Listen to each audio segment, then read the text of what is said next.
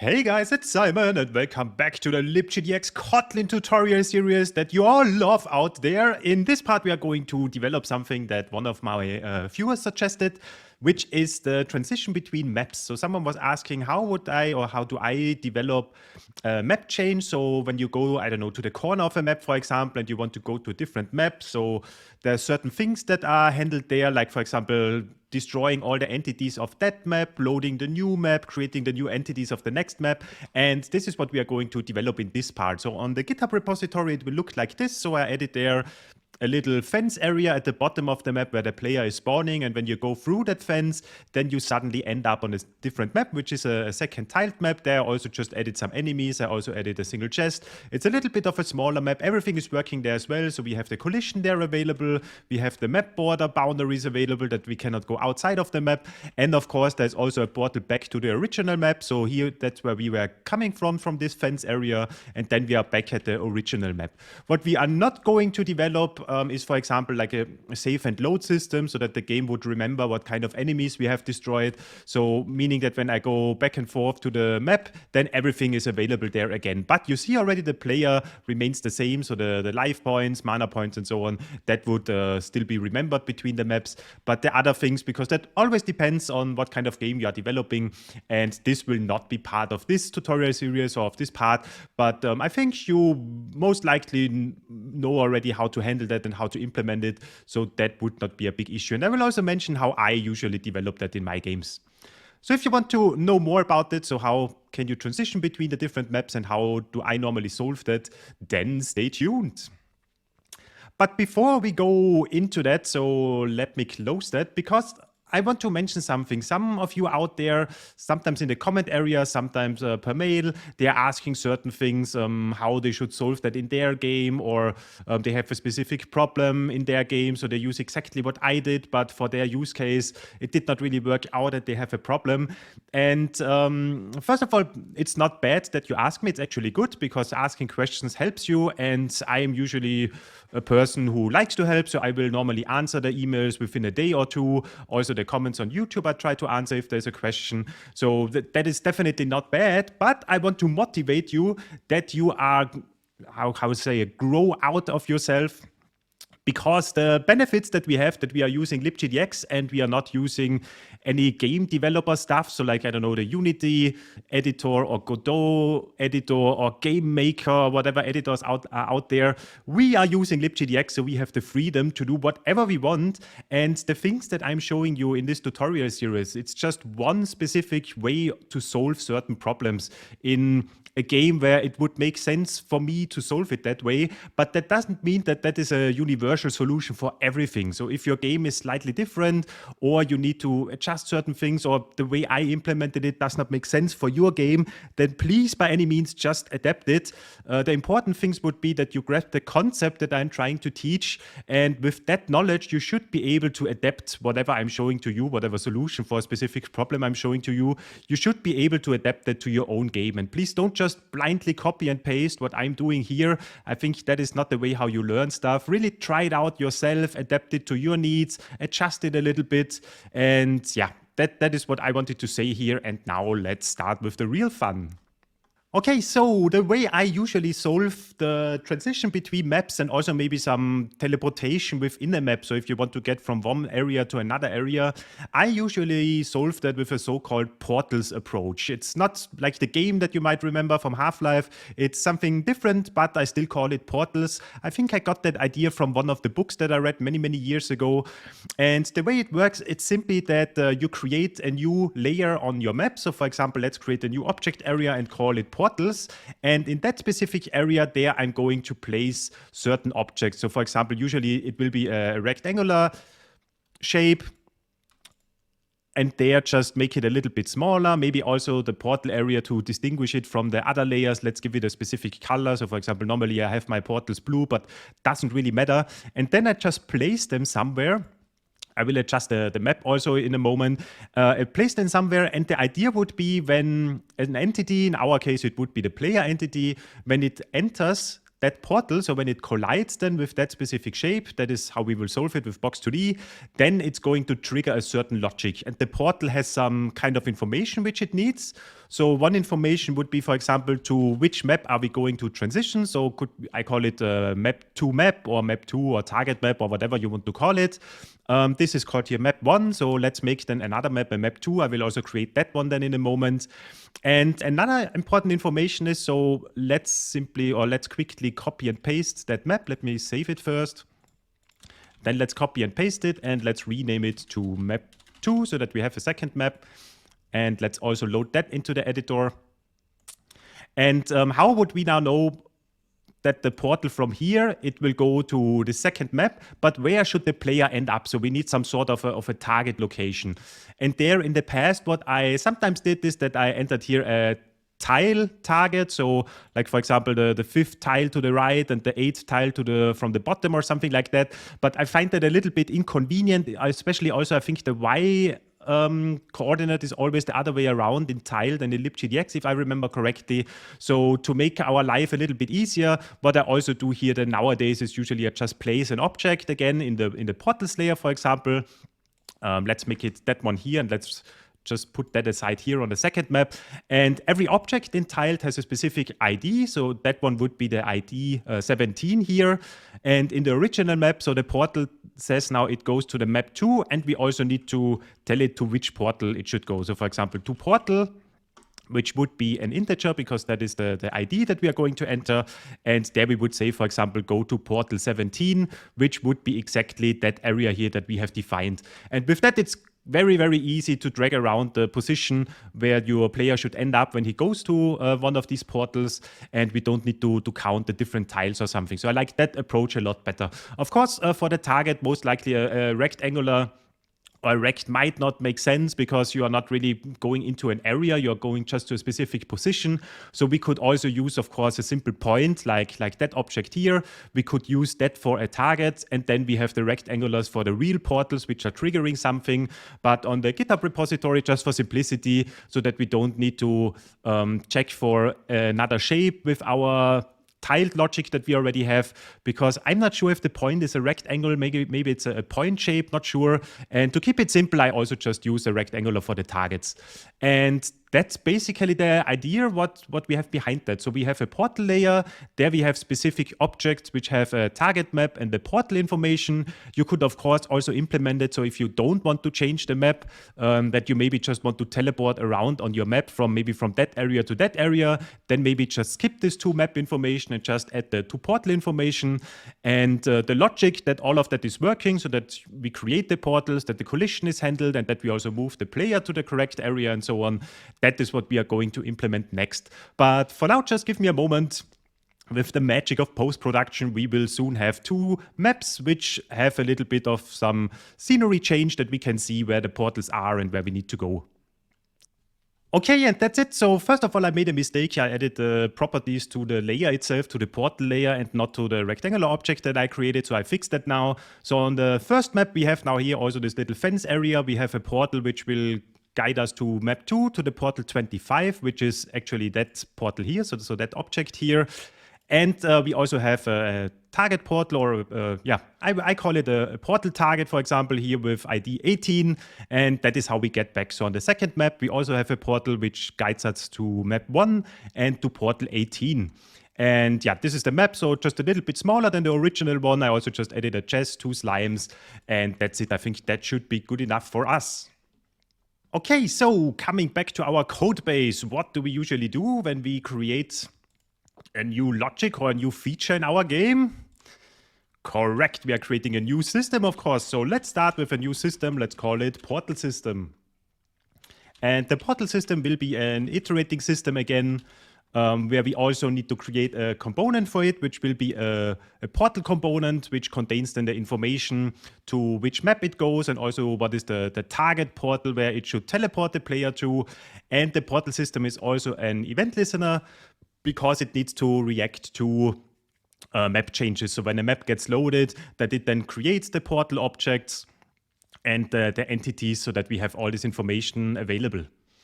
And as mentioned, so it will iterate over all entities which have a portal component, which we also did not implement yet, but let's do that now. So next thing would be a portal component.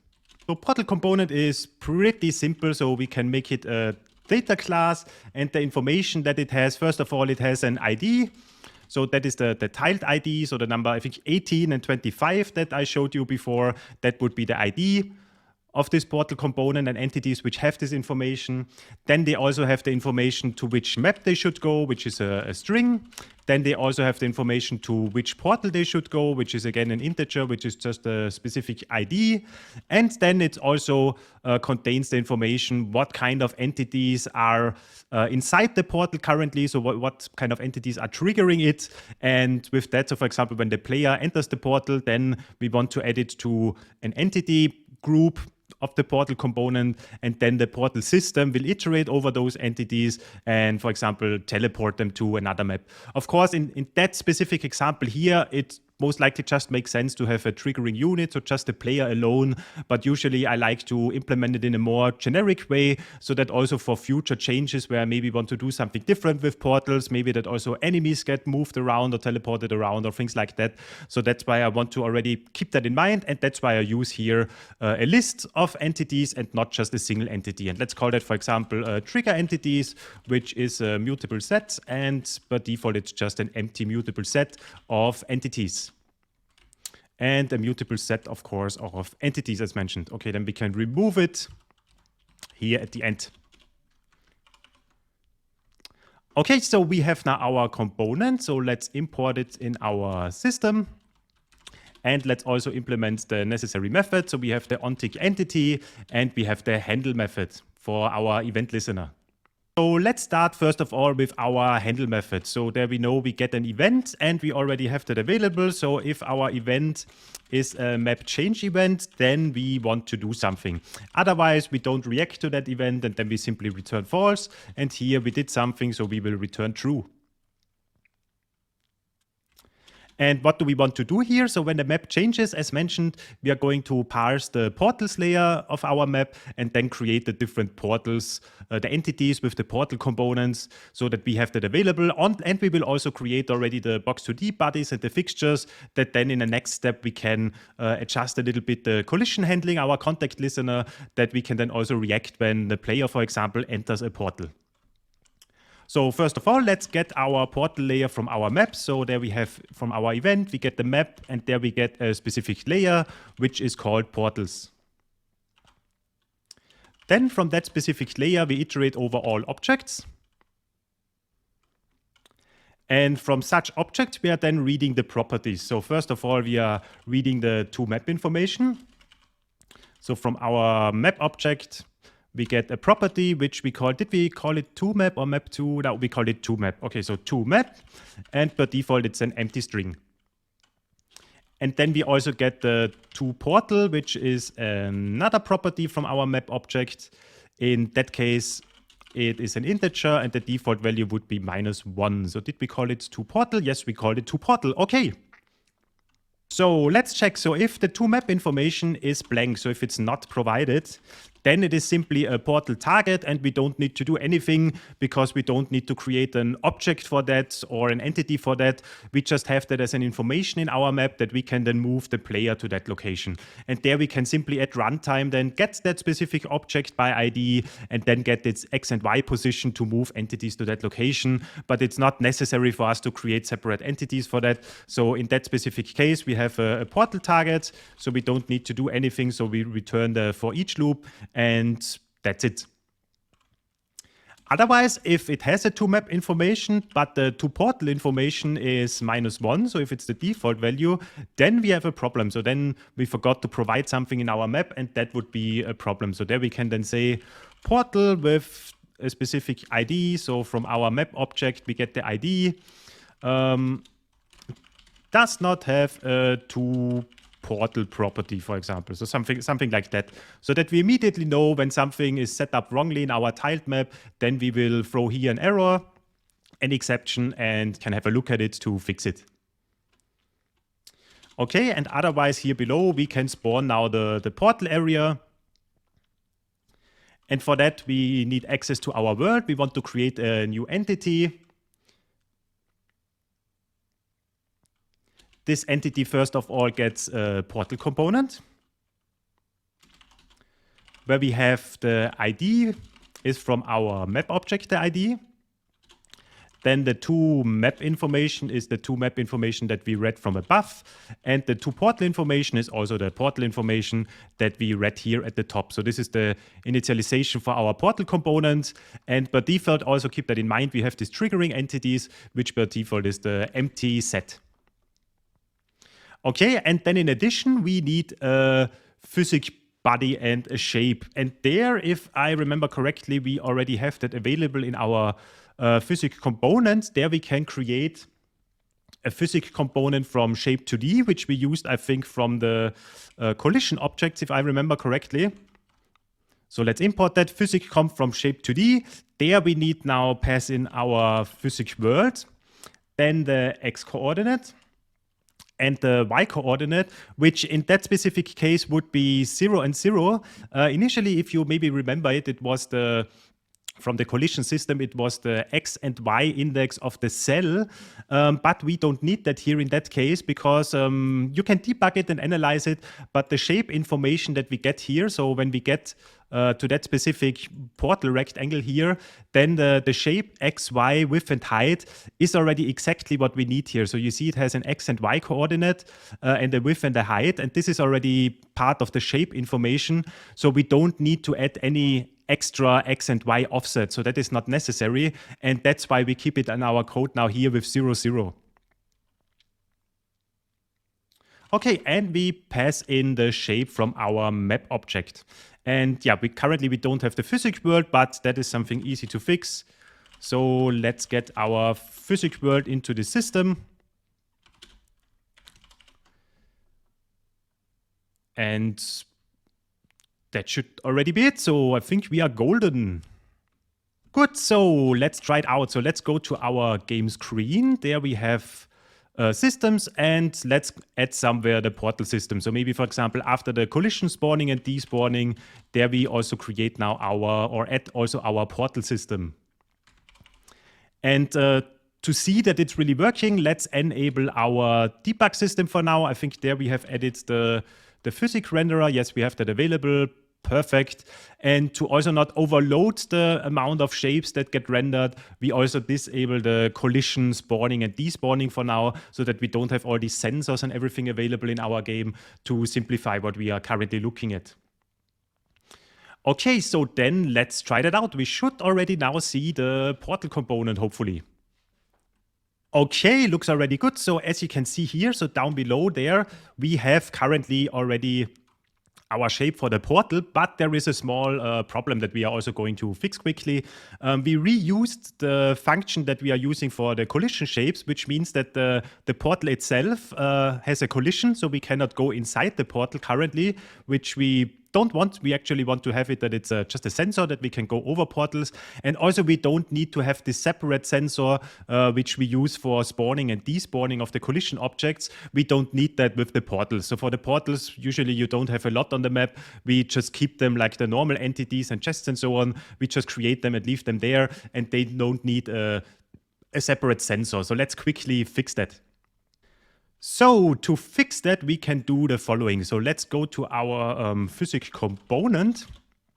And there we have the physics component from shape 2D. And let's add there a new parameter to the method. Let's call it isPortal, which is a Boolean. And by default, it's false. So in our portal system, we will set it to true. And the other logic which we used so far, those are not affected, which would be mainly in that case the collision spawning. So the first thing is with our loop, where we set this filter category from the previous part with box2d light, and there we will now change that to a sensor if it is a portal, so that the loop itself is a sensor and does not have any collision. And we only want that for portals, so that's why when portal is true, then also the sensor is true. And the second thing here, so this separate box, which is then responsible to despawn the collision objects, there we only do that if it's not a portal. So let's adjust this method like that. And let's go back to our portal system where we call this method and pass in here now true for the isPortal argument, and that should solve our small issue now, and everything should already be perfect. So let's see, so we don't have now this additional sensor around the portal, which is great, and we should also be able, yeah, exactly, we can now also walk inside the portal, which is also great. So this is exactly what we wanted to have. So let's go back to our game screen. Let's activate the collision stuff again, that we have the correct collision in our map.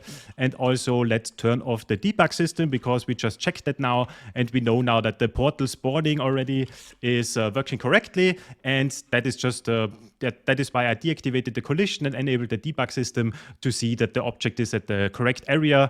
And yeah, we saw that this is working, which is good. Okay, so the next step would be that we want to react now when an entity, in our case the player, would go inside such a portal, so that we handle the collision event, which currently we don't, because when we go to our physics system and we go to our begin contact method, there we have a collision with tiled objects, with the collision stuff. We have some handling with our AI entity, so that we get added to this nearby entity so that the AI can do something, but we don't have any logic yet for the portals. So let's add that down here below. So let's call that portal collision handling. And here what we want to do, we want to have something like, so if entity A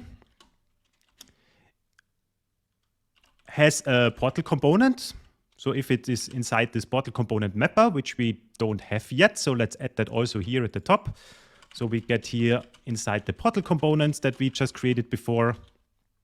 Okay, so if entity A is a portal and entity B is a player,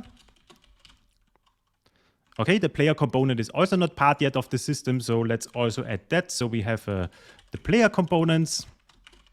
Let's get that in here. Okay, so we know now entity A is a portal, entity B is a player, and we also want to know that the contact of B, so that the player itself is really colliding not with a sensor, but with his real collision buddy. So we want to check that contact fixture B is sensor, and there we want to say no. So it should be the real collision buddy of the player. Okay, and what do we want to do here? So there, from the portal components of entity A, from these triggering entities, there we want to add the player entity. Okay, and then we also have exactly the other case around. So there we have entity B is the portal, and okay, that's not working. And entity A is the player. Then also the fixture A should not be a sensor. And we want to add entity A.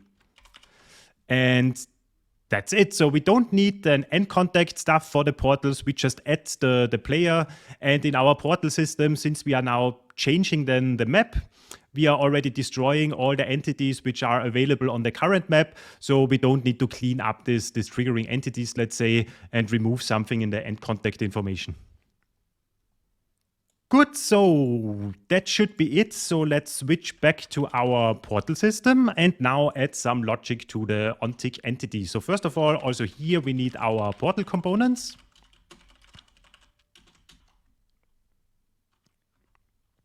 And then let's get the information out of it. So we get the ID, we get the toMap information, we get the toPortal information, and we get the triggering entities out of the portal component. And if the triggering entities, I have a typo in there, let me quickly fix that.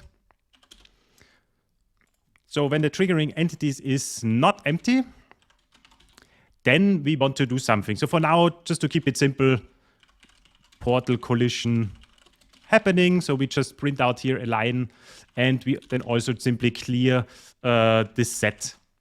And yeah, let's test that. So now if the contact handling in the physics system is already working correctly, we should now see There's also a typo. We should now see this debug message when the player enters the portal. Let's see. Okay, so let's go down here. And there we have it. So portal collision happening. It gets printed twice because, to be honest, most likely because of the shape with the player.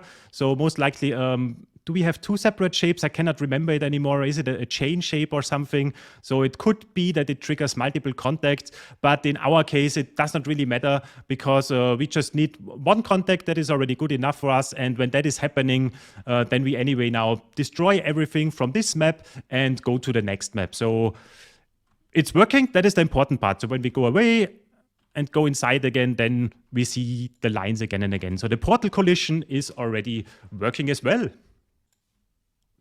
Good, so before we implement now the next thing, so really now changing the map and everything, I want to mention that the way we are implementing it here is not ideal. And the reason is that this tutorial series is not really developing a complete game from A to Z. It's more like showing you different solutions to certain problems that you might face when you develop a game. And that's why certain logics or certain functionalities are currently split up into different systems. And in that specific case, we have one system for the entity spawning and despawning. Then we have another system for the collision handling, so with the spawning and despawning. Now we have another system for the portal creation. In that case, just the spawning and also the handling then with the portal collision. And the problem here is, it's not really a problem, but from a coding perspective, so from the beauty of the code, let's say, the problem is that now in this portal system, we need to change the map. But currently, we don't really have a centralized area where I can set a map and then everything is happening with unloading the previous map, loading the next map, and so on. We currently just have a method in the game screen, if I remember correctly. Yeah, where we set this map here and then we are going to fire an event. And something like that we also need now in our portal system. So somehow I need to access to the current map in the portal system. I need to change that, also fire that event. And I personally don't like now how the code is split up into those different systems. Usually what I have in my game is just a single map system. That one is responsible for changing the map. And with changing the map, I mean that it's also responsible then to spawn all the entities, to spawn the collision layer, to spawn the portals and all of that. So usually I combine that within one single system where I have the utility functions for example, create collision layer and destroy collision layer to easily change the maps and so on. So this is how I normally solve that. I have just one system. But as mentioned, because of the way I structured this tutorial series and the purpose of it, we have split it up a little bit. And the way we are now moving around the code a little bit is not ideal, let's say. But still, it's just it's working, and I think you should still understand the concept and what we are going to achieve here. And to make it then more beautiful in your own code base, I leave that up to you. Also, another thing that we are not going to implement, and I mentioned that at the beginning of this part, is that we are not handling a save and load system. So what I mean with that is when we leave the map and we go back to the other map, then all the entities which were there will still respawn, which means that when you destroyed a slime or you open a chest, then everything will be back to its original state when you leave the map and go back to it. For some games, you might want to have that behavior. So to my mind, for example, comes the old RPGs on the Super Nintendo, like Secret of Mana or Secret of Evermore. When you enter the specific map, then all the enemies were there again. But what they had, there were some chests in there. And when you already opened a specific chest, then that remained open for the entirety of the game. And there usually I solve it like that every entity entitled, as I mentioned before, it has a specific ID. And normally when I then leave a map and unload it, let's say, then I also, in a preference usually in LibGDX, there I store all the IDs which are still important for this map. And all the other IDs, so for example, if this slime would have been destroyed with ID 11, then this ID 11 would not be part of my preference. So preference is simply a text file normally in JSON format, which contains some information about the state of your game.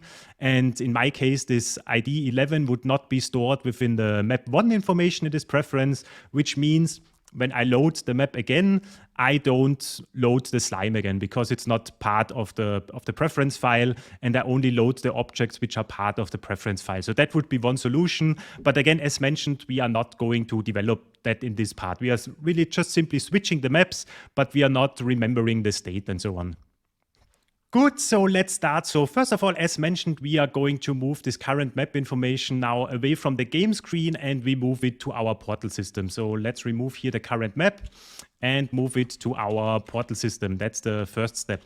Then the next thing is then all the lines of code which are related to that also get removed. So here this show, so the show part here where we are loading the map and then also firing the event, that one also gets moved to the portal system. And let's call that, or let's make a separate function for that, which we call, for example, setMap, which has a path, which is a string.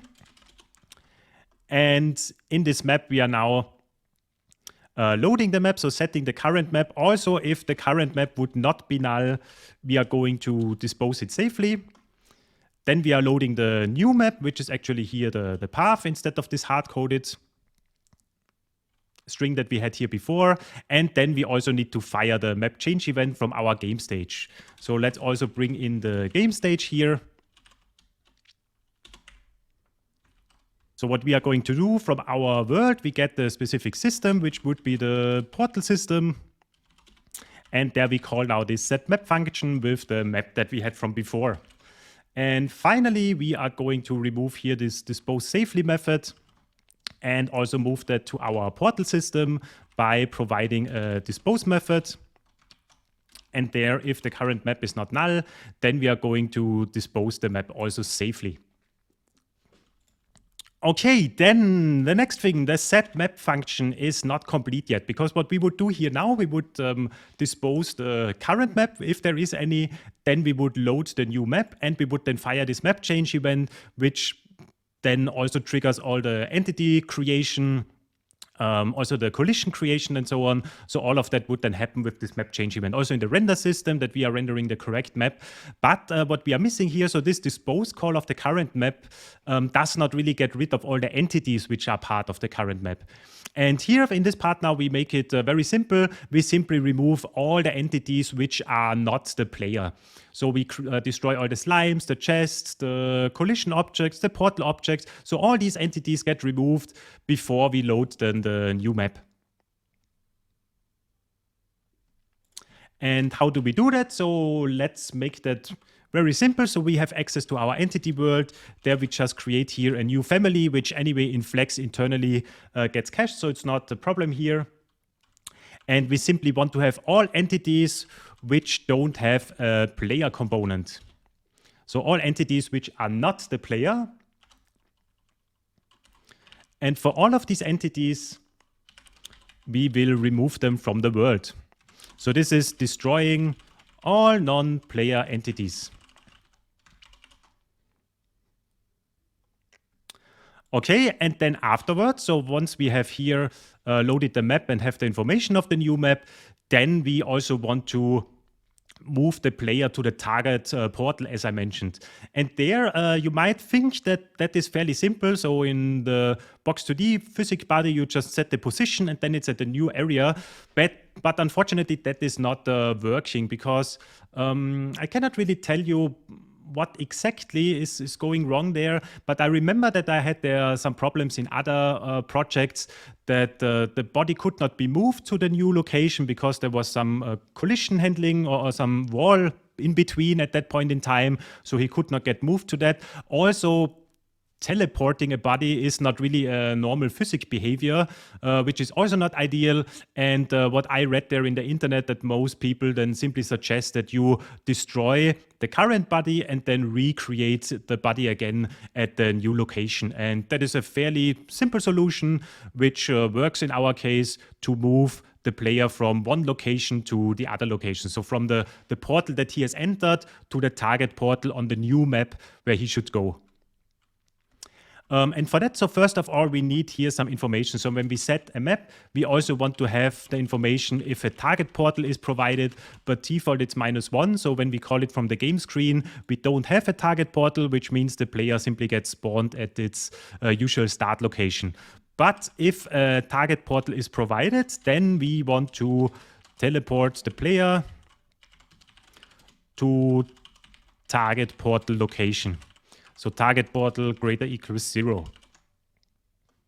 Okay, and in our specific case, we simply want to teleport all the player entities. It's just one, but still, in theory, it could be multiple ones. So we want to teleport all players to this new location. So again, we get access to a specific family, and in that case, we want all the entities which have a player component. So it's just exactly the opposite from before.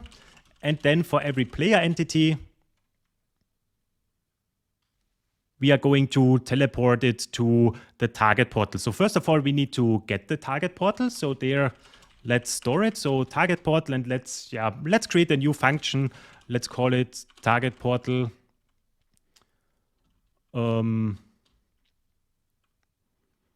By ID, for example, there we pass in the current map and also the portal. So from that specific map, we want to get that portal out of it.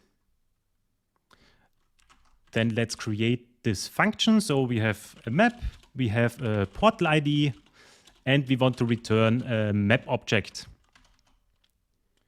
And what we want to do from our map, again, from a specific layer, which is called the portals layer, there we get all the objects, and we want to get the first one where the ID is equal to the portal ID that we have provided. And if that one is not existing, then we are throwing an error. There is no portal with ID, portal ID. That's it. So here, since Kotlin thinks that the current map could be null at that point, which in theory could happen, but in reality it's never going to happen. So let's just store that here in a separate variable to avoid this double exclamation mark all the time. And we are going to write it down like that. Then it's easier and a little bit easier on the eyes to read without these exclamation marks. Okay, so we have the target portal, and the next thing now is we need to refactor a little bit our current physics component approach, because as mentioned, we want to destroy now the body of the player and we want to recreate it. And currently that's a little bit difficult because down there you see we would need the image of the player, we need the body type, and then we have a separate fixture action which is currently only available in the entity spawn system, where again we have now the problem that the code is a little bit split up in this tutorial series. And of course we could simply copy and paste everything from the entity spawn system over there, but in that case let's refactor it a little bit and change this method implementation here. So that we can then somehow reuse the code of creating a new physics component with the correct body information in different systems. So first of all, let's see, this method gets called in the entity spawn system, and that entire block down here, so where we create all these fixtures, we want to remove that now. Not really remove that, we want to move it inside this method here. So we want to remove the fixture action as a parameter, and we want to have everything available down there. So let's see, so the width and the height is simply the W and H from here, and the physics component, we also have that available here with this, but we can store that here separately. Okay. Then let's get rid of that, and I hope we don't have a lot of naming clashes now. So as mentioned, width and height would be here, W and H. So let's rename it here at the top. So that would be width and that would be height. Okay, and then we see we need certain information from the configuration. So like the physics scaling, physics offset, and the body type. So it would make sense to simply have here the configuration available, which is a spawn configuration as an argument, and then that should already clean up that code. And refactor it accordingly so that now from the portal system, we could now simply call this method. And let's also rename it physic component from image and configuration, because we are actually passing in here a configuration. Okay, so back to our spawn system, we would need to provide here the configuration. And because I just saw that here, we don't need the body type because it's part of the configuration as well. So we don't need to pass that in as a separate argument. So we only need those three here, world, image, and the configuration. Okay, then the next thing, a small problem that we have now, in our portal system, we would need to pass in the player configuration, which again is currently part of the entity spawn system here. So this is the player configuration. And also just for the simplicity here, we will store that in the companion object. So let's call that here the player configuration. And down below here in the companion object, we will create a player configuration, which is simply the real player configuration, so that we have access to that also in the portal system. And with all of that, finally, we can come back to our portal system. And what we want to do here now is that we want to configure the entity, the player entity. And we want to remove now the current physics component and then recreate it to, again, to destroy the body of the player and recreate it at the correct location. So first of all, we need access to the physics components.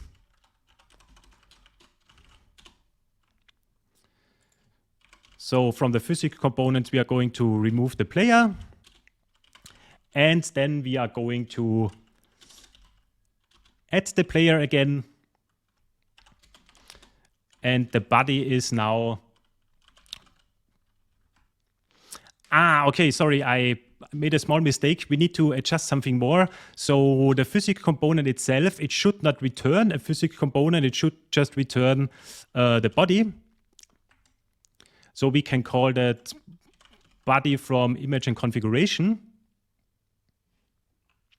Then this is also an extension function for the physics component itself.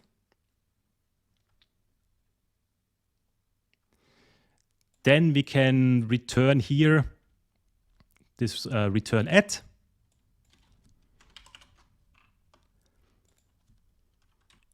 And we return here the body. That should be it. I mean, we are going to test that in a moment, so let's see if it's then really correct, but that should be it. So once more, let's go back to the entity spawn system one final time. So that method no longer exists. We have now a body from image and configuration.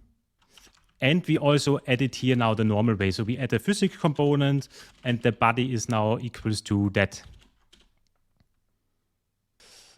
Okay, and this specific line now, so now it should be correct. This specific line, we are now going to reuse it in our portal system.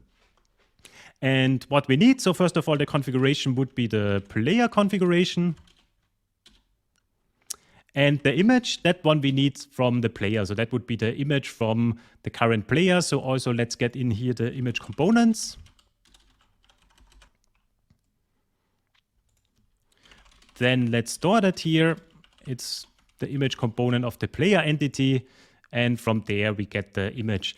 Right now, we don't do anything with this portal here at the moment. Of course, we would need to reposition the player accordingly. But let me quickly recap it once more. So the problem with the current approach that we have, as you have seen now, is that certain kind of information that we need is split up amongst different systems. And again, usually I don't face that in a real project because there I just have a single map system and there I have all the necessary information for things I need here like that. I have that already available. Also, usually I have a utility function, a separate, for example, entity file, and there I can just call world.entity and then it's enter, for example, provide the player as a string and then it creates the player entity and so on.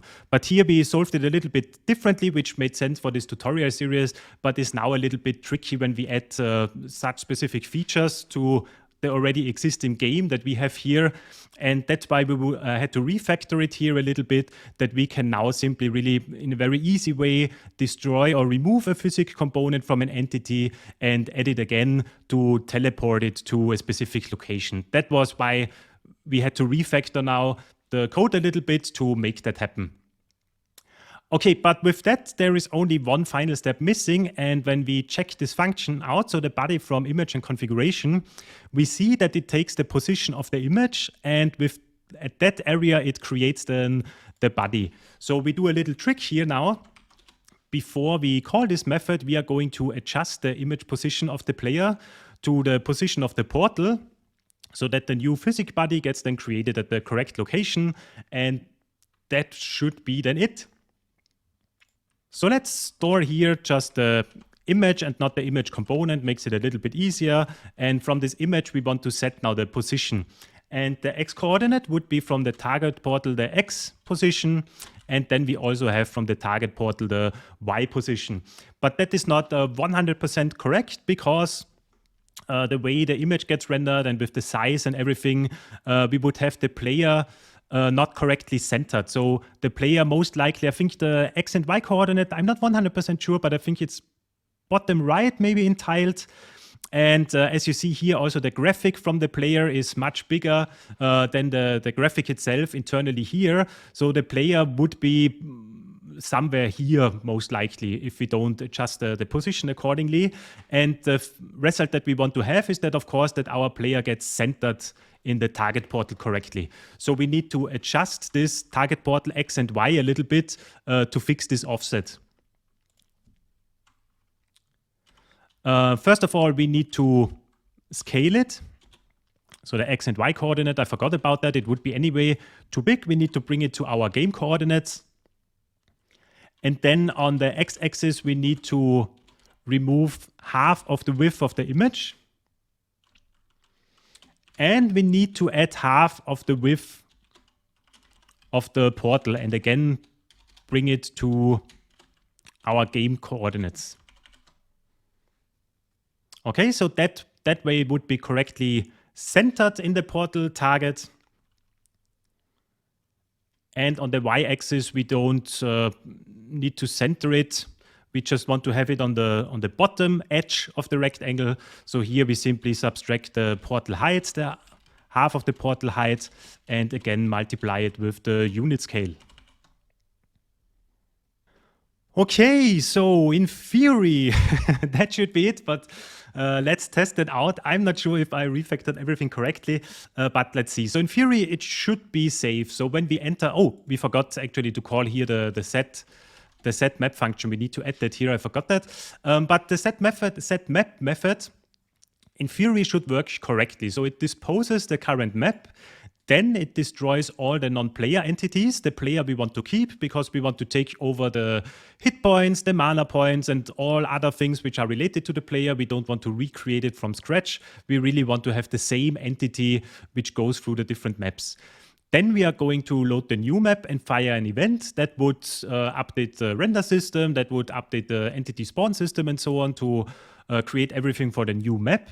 And if a target portal is provided, then we would simply teleport all the player entities where we made sure in our context listener and up here that really a player was entering the portal, and then all the player entities which would be available get moved to the new location from the target portal. Oh, here we have a name shadowing, so let's rename that up here to target portal ID to make it clear. Okay, and the only thing that we need to do here, so here we need to call our setMap method. Then we need the correct path. So let me quickly check in our game screen. We had, I think, map/something. Yeah, exactly. Let's copy that over. So that would be the location. Then the map 1, that would be the to map information from our portal.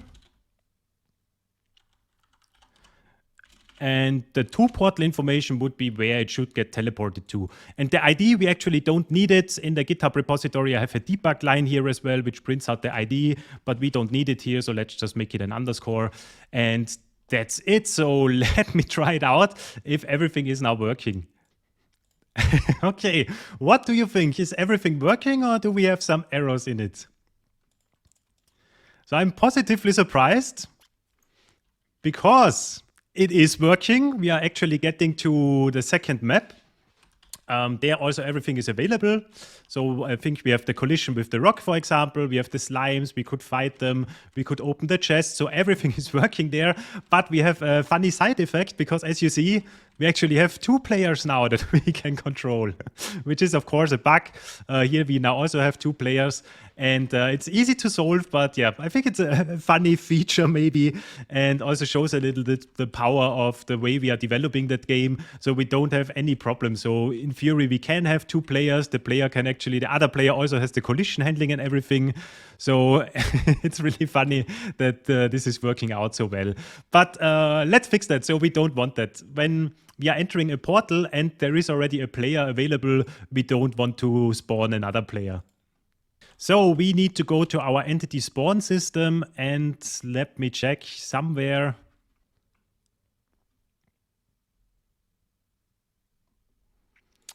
It's here. So here, when the map change event gets triggered, we want to have a special handling for the player. So if the type is equal to player, how did we call it? Okay, like that. So if it's equal to player and player entities, we will create a family for that in a moment, is not empty, which means that we already have some player entities. Then we don't create this intermediate entity, which is responsible for the spawning. We skip it then in that specific case. And player entities is similar to what we had in the PortalSystem before. Let's create it up there. So this is simply a family where all the entities have a player component. Okay, and with that small fix, we should be good to go. So now if we have a player and there are already player entities, then we don't spawn them again. So let's try that out.